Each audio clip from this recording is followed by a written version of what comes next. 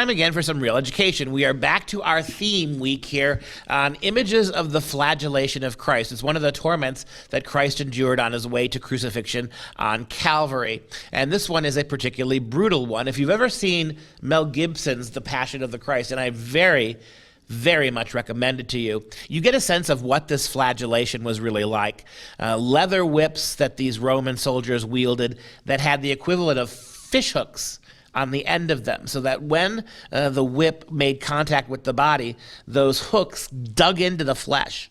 And then when the Roman centurion would yank that whip back out, it would take chunks of flesh and gobbets of blood with it. It was a horrible thing to have to endure. It was the kind of thing that many prisoners died from the flagellation before they even made it to the stage of crucifixion. And if you take a look at our image for today, another image from Caravaggio, the great Baroque master, doing the same thing in an image here. This one, the last one we looked at yesterday, telescoped the screen. This one backs up a little bit, right? This one gives you a little bit more distance. You can see the full body profiles of the two torturers and Christ. You see the Roman column to which Christ is being chained or tied as part of his torment. You can see the really beautiful and sad way that Christ has tilted his torso to the left, the head drooping, almost with exhaustion. He's being rearranged by the torturers. You can see the torturer on the right sort of kicking the back leg back of Christ, and you can see them beginning their sinister torturing work here.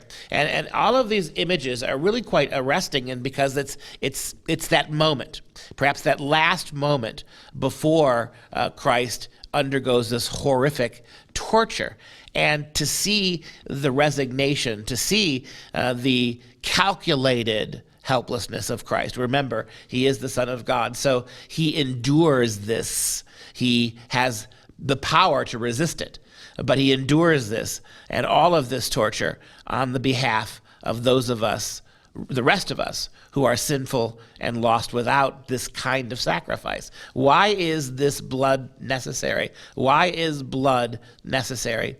To remove the blood on our hands for sin and violence. It's a really contemplative picture. It's one that you maybe want to look at during Easter week when you're doing the Stations of the Cross or contemplating the path that Christ had to take in the material world to bring about salvation.